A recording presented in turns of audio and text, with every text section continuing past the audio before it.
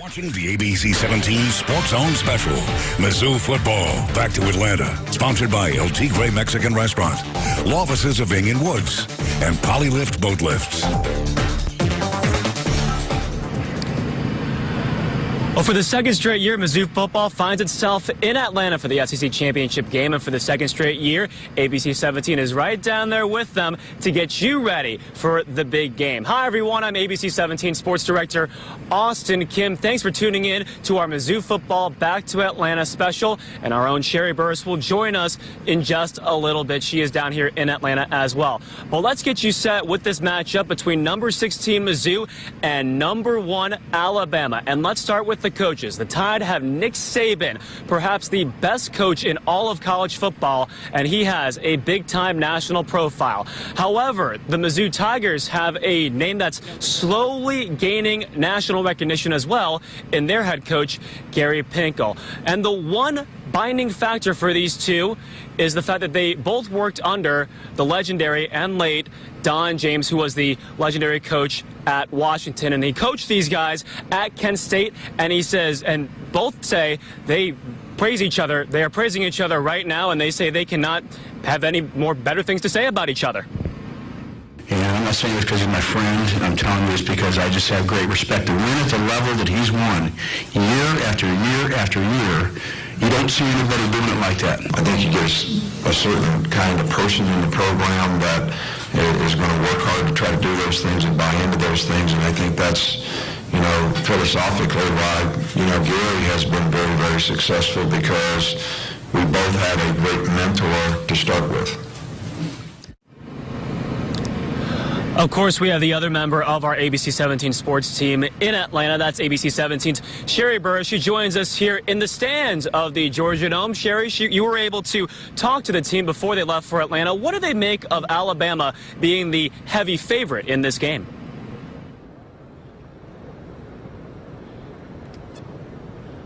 Austin, Missouri is not letting the numbers get to them. Earlier this week, players tell me they're used to being in the underdog position, so they're going to be playing tomorrow just like any other game this season. 3 years in the Southeastern Conference, and the Missouri Tigers continue to shake up the league, playing for their second conference title in back-to-back years. Despite the success, Mizzou is still missing on the radar of notable college football teams around the country. Now we got to dial up just a little bit more, knowing that we're going to play for the SEC championship. Missouri's gone 45 years without a conference title. Tomorrow, We're trying to make history. in the 3 years Missouri's been in the SEC, they have been in more championship games than Ole Miss, Texas A&M, Mississippi State, South Carolina, Vanderbilt, and Kentucky combined. Players tell me their lack of respect fuels their fire. People still don't respect us because of some of the losses we had, but, any team could be beat any day. It's just how you execute. Creating the doubt in people's minds are those 2 losses. One to a 4-8 Indiana team, the second being shut out by Georgia. Both games at home. Since then, the Tigers won 6 straight, earning them a chance to compete this weekend. We won a lot of games this year, and we still not respected. Everybody doubts us. They say we're up in our own offense, up and down. They say we have a great defense, which we agree, but our offense struggles. They probably say we're doing up and down in the kicking game as well, but that's all right. Our main goal is just to focus, finish doing what we've been doing these last 6 games, and stand dialed in and make sure we go hard in the fourth quarter. A lot of teams have overlooked us. A lot of people have referred to us as underdogs, which we don't really mind that role at all. The underdog Missouri Tigers have another chance for an upset, this time against the number 1 ranked Alabama Crimson Tide. We're a bunch of explosive guys, that know what we're doing. We have a lot of playmakers on the team, and we come out here and win games. And teams don't, a lot of people don't respect us, and that's something that we don't really look for. You just want to look for. We just want to win championships and stuff like that. And I think a lot of teams are noticing that now, and I think we definitely put ourselves on the map. And into the national spotlight, a team going 10-2 consecutive years. Missouri is on the right track to make that happen. Now I feel like a lot of people, it's really opening up to a lot of people. You know, they saying that Mizzou is about business, that we're really out here trying to, you know, make some things happen. I think the only way to beat their respect factor is just to win a championship, because, I mean, if you're the champions, then they have to respect you. So, I mean, you know, we're really not focusing on respect too much. You know, we're just trying to win.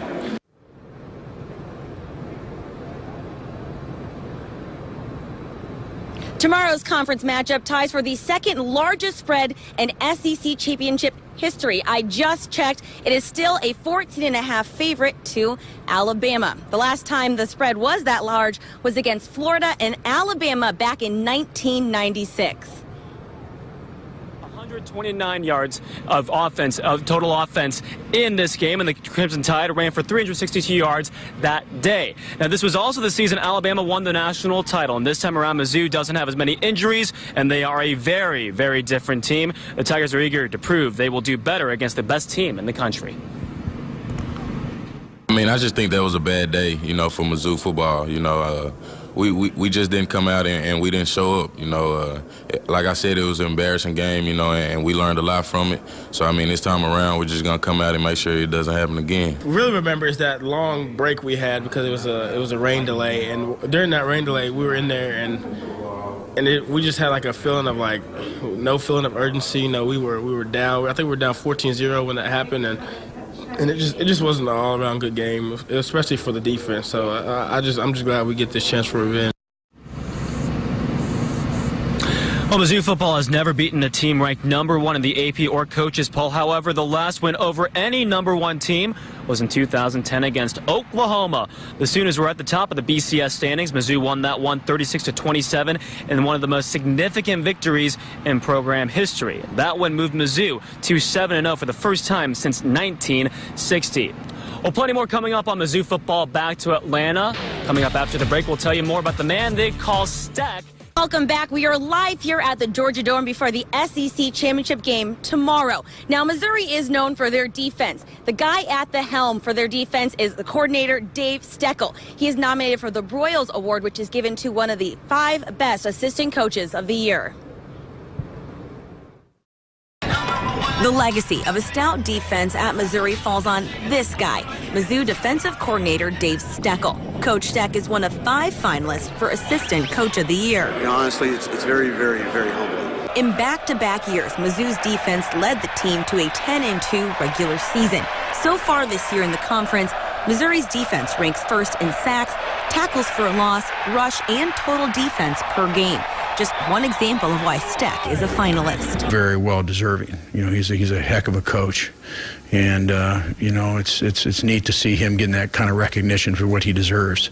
So I'm really, really happy for him. Even before Missouri went on their 6-game winning streak, propelling them to the SEC championship game this year, SEC Nation host Joe Tessitore praised Steckel's accomplishments. I also think Steck may be the most underrated defensive coordinator in all of college football. I think when you change up the talent year after year, you still get the results that he gets, and the way he can develop defensive linemen is outstanding. This may be linemen like Shane Ray leading the SEC with 13.5 sacks. Tessitore's comments back in October highlight Steckel's accomplishments on a national level. In recent years, this may be the program that develops the best talent on the defensive line that I've seen. But Coach Steck, with his humility, says it's not all his doing. The only reason why I'm being nominated is because I got great assistant coaches that can help me figure this out, and I got great players to learn to tackle the ball, so it's very humbling award.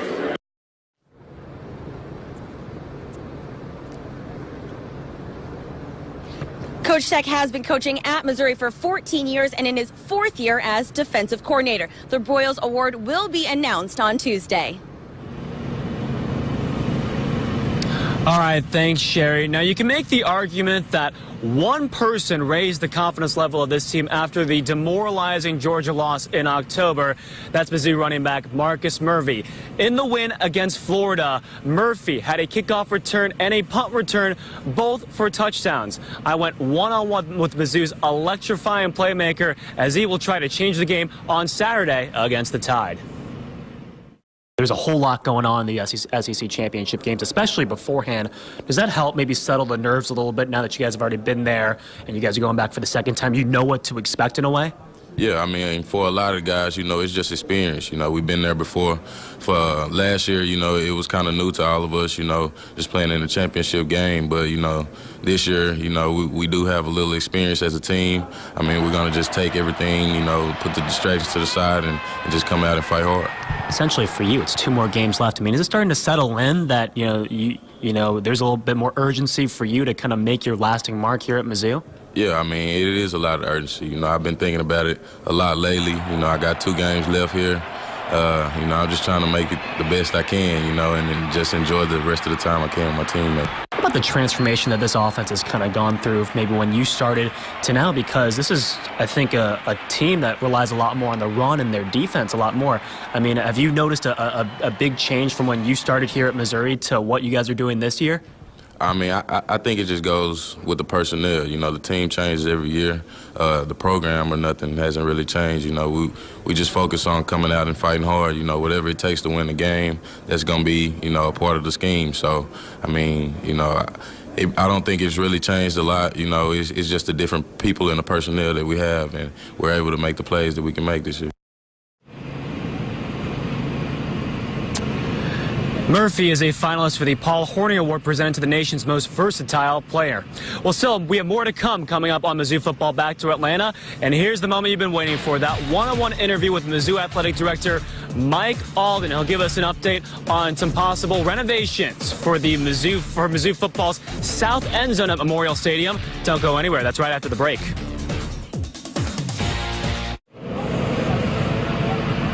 Welcome back, everyone. It's time for another one-on-one, and this time we sit down with Missouri Athletic Director Mike Alden. Now, with Mizzou football on the outside looking in the college football playoff picture, we decided to ask for his thoughts on the selection process by the College Football Selection Committee, and he also gives us an update on some facility renovations and why a big change to Memorial Stadium is coming up.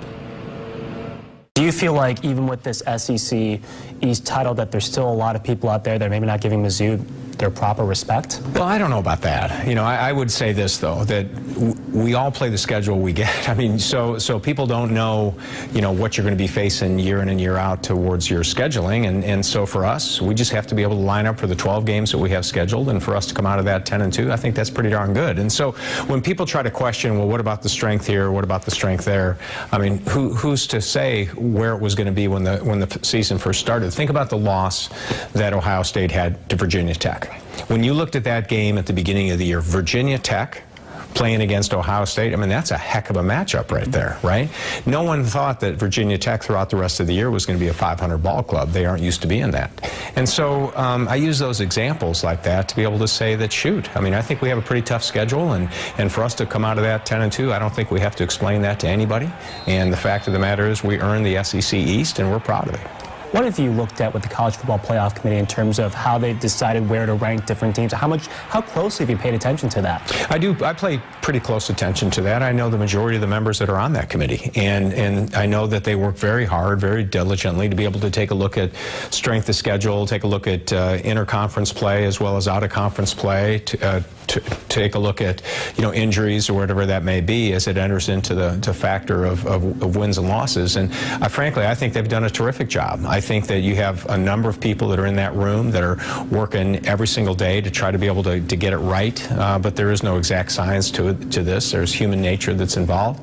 But I think overall they've done a good job. I think they've balanced the scheduling throughout the country. They've taken a look at the matchups, and I think they've come out with some pretty good results. Would you like to see a little bit more transparency, maybe publicly, for the college football playoff? Because we see Jeff Long make the comment and tell you who is where and why, but do you feel like that could be a little bit more public? For me personally, I don't think so, and I'll tell you why. Okay, I'll tell you why. I think the one thing about the NCAA men's basketball tournament, the mystery that goes behind that, the bubble teams and who's going to be in, who's going to be out, who's going to be the overall #1 seed, whatever that may be, I think just a little bit of that secrecy with regards to that, I think that's good for this discussion, the dialogue around the country. And I think that we've seen that play out very well in the NCAA men's basketball tournament. I think we're seeing the same thing relative to the college football playoff. I think there's something about that makes it a little unique and special, and I think the questionings that go along with that, that's probably good because the discussion is out there.